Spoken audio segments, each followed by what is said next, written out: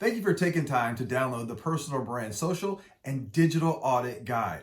This is an in-depth guide that walks you through everything that your potential customer could see about you. It's very important in today's environment that you know what people can search and see so that you can fix it, so you make sure you remove any doubts or concerns or fears.